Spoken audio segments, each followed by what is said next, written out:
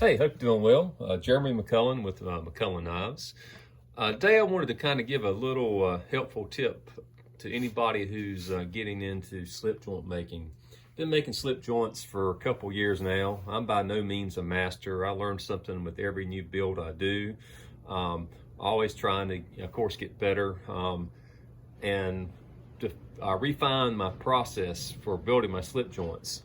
All my slip joints are 100% built here in my shop. And when I started making slip joints, I did not use any set patterns. You can go out there and you can find patterns to make your slip joints, but I wanted to design the slip joint from paper up and then build them. And the reason for that was I knew that if I had to design it and build it, I would have to truly learn how they functioned correctly, and what didn't work. So it's as important to know what doesn't work as it is to know what does work. And the first book I ever bought to learn how to help make them was this one right here. Is Slip Joint Folder Designing and Building by Steve Culver. And one of the things in it that I use to the day for my design process is he uses the 1/3, 2/3 method for designing your back square here. And when you start working with slip joints, the most crucial part is getting your back square dimensions correct, because if it's not correct, your slip joint is not going to function like it's supposed to. All right. Now I've just kind of drew some basics up here in case someone wasn't sure. With a slip joint, of course, you have your blade, and your blade, you have the back square. There's your pivot hole in the center, your kick, and from your pivot hole, your corners have to be of equal distance. That's vital for a slip joint to work correctly. What's your back square, your tang, that's the back square, that's a tang. What your tang actually is, it is a square. So there's a square block here. If you take this square block and put a hole in the dead center, that is what you have. Now, of course, and again, I'm not going into how to make a slip joint. Your slip joint's not actually going to look that way when you're finished. Here's one that I'm working on right now. And so you can see the back square, the tang, the back square, the kick, all that goes along with it. But for your slip joint to work correctly, your dimensions have to be just right. There's different ways of design. Some people start with a blade, some people start with the handle. In this case, I've got just a rough handle drawn up here to illustrate. So here's the handle, all the outside. The metal part on the inside is your liners. The scales is what you would call scales on like a fixed blade knife. Slip joint terms, they call them covers. This is your spring, and your blade fits in here. All right. You can see that my tang doesn't come completely down to the bottom of the liners. But the blade has to fit from the front of the handle to where the spring is without touching the spring. In this case, I just wrote a number of 3.5 inches. So I have 3.5 inches that I can put a blade into here. All right. Now what I have to decide is how wide it is. So from the top of the knife to the bottom of the tang, I've got 900 thousandths of an inch. So 100 thousandths short of an inch. And I am using inches. Of course, you can do this in metric system if that's what you work off of. So I have 900 thousandths. So all my numbers are going to be based off 900 thousandths. So in this case, 1/3 of 900 thousandths is 300 thousandths, and 2/3 is 600 thousandths. Those are my main numbers, okay? So what I have to do, oh, and just to give you an idea, so that's a slip joint. And for things to work correctly, when the slip joint is open, that's basically your zero position. Your blade and spring will be completely flush in the open position. If your knife has a half stop, which this one does, you'll be flush in the half stop position.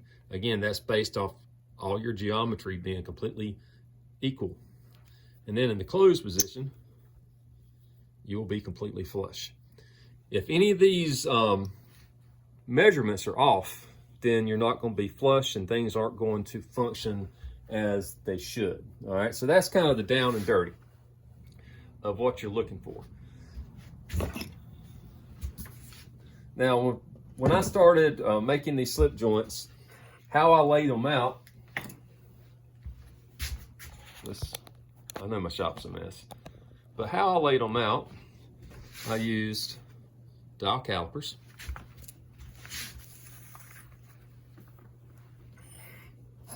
I used various machinist squares, machinist rules, little 6-inch rules, pencils, Sharpies, and scribes, and of course pen and paper to get them designed. So in this case, I've got my basic design.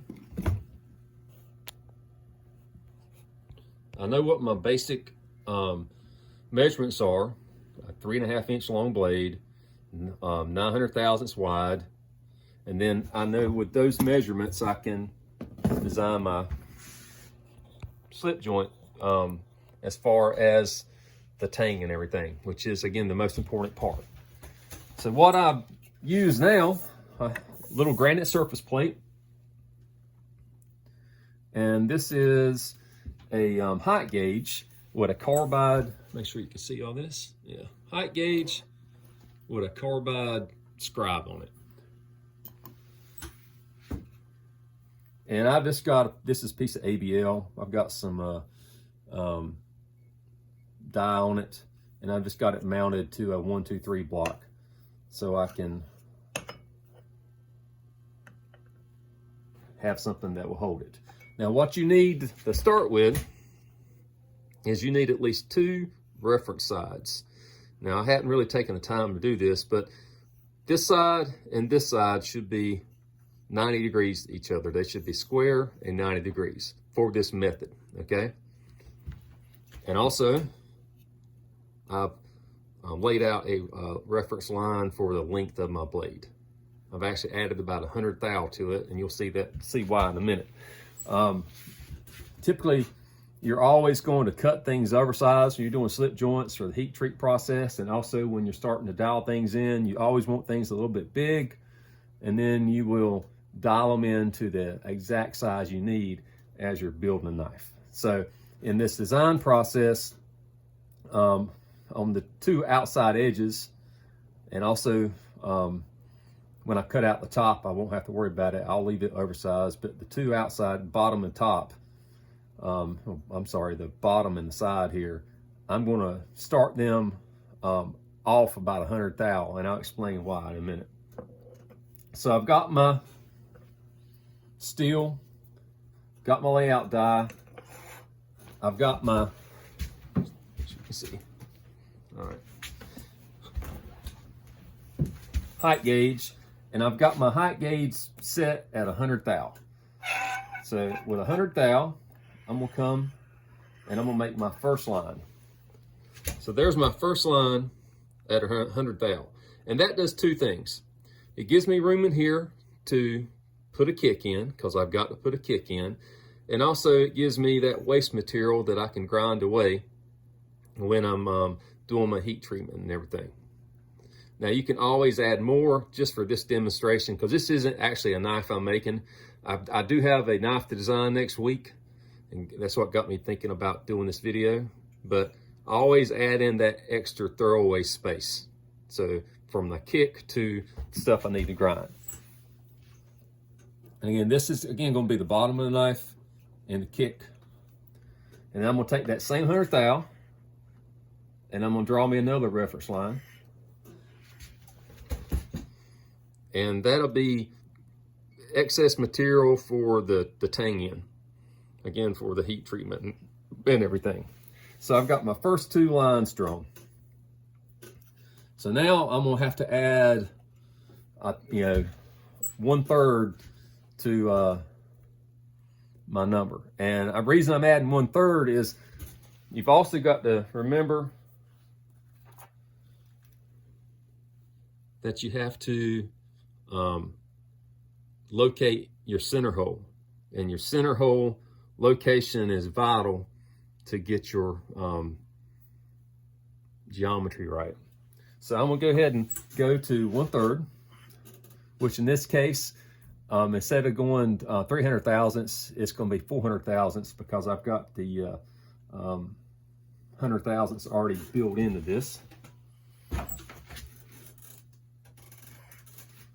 Get working. See this?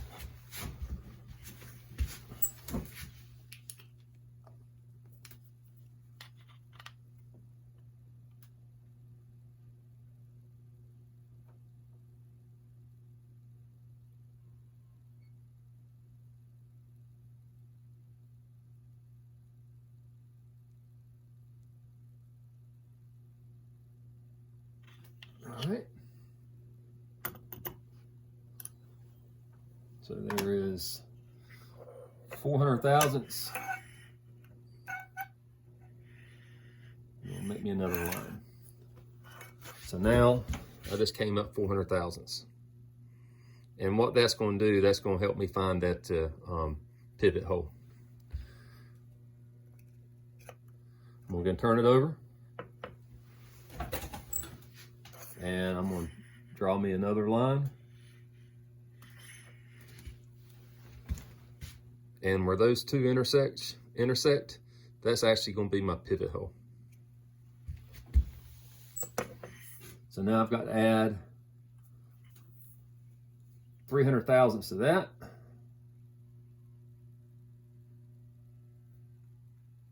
All right. And that's actually the 2/3 point.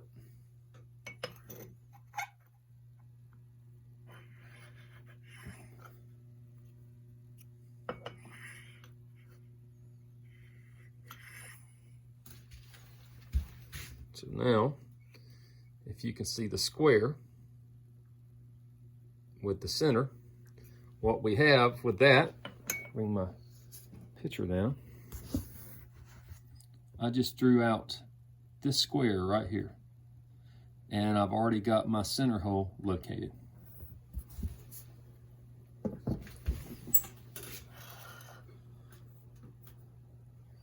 And we're going to add another 300 thousandths to this.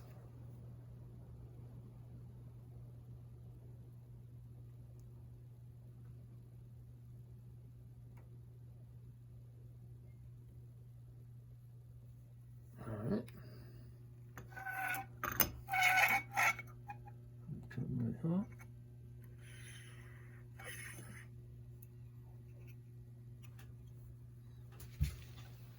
So now, if you look,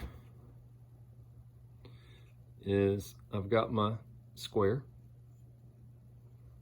There is my back spring area. And then I have this long rectangle box. And that long rectangle box is where my knife has to go in. And then, wherever I design, put my kick in. But the quick down and dirty layout is I've got my tang laid out. I've got my back square laid out. And I've got my box parameter to draw my knife in. So now I drill my center hole. Design my knife however I want my knife to look to fit into that tang area. For, you know, again, this is a basic way of doing it, but the key here is this is, you know, completely even. So I've got from the center hole when I drill it to the corner will be the same distance. From the center hole to the corner will be the same distance. Everything, no guesswork. So I know that it's 300 thousandths from here to the center hole, 300 thousandths from the top to the center hole. It's 300 thousandths from here to here. Again, no guesswork. I just had to sit there and figure out what the actual size of the knife was. Now this would be a huge slip joint as far as the blade if I was doing one like this, and that, you know, that's not what I would do. But that number, that 900 thousandths, is just an easy number to use as an example to, you know, to quickly divide everything up evenly where you can sit there and see.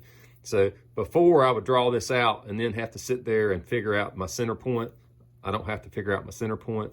Everything is exactly where I need it to be. Cut it out, drill it, and I'll be ready to start, you know, designing the rest of the slip joint. So I hope some of you find that beneficial. It's an easy way to do it. Again, the key thing is when you're doing slip joints is this initial design phase, making sure that the tang and everything is basically perfect. So I hope that helps. Hope you're all having a safe and happy 2022 so far. This slip joint that I'm working on now, this is actually going to be the first one I've done in 2022. I've been lazy. And we'll have it done in a couple days. So take care.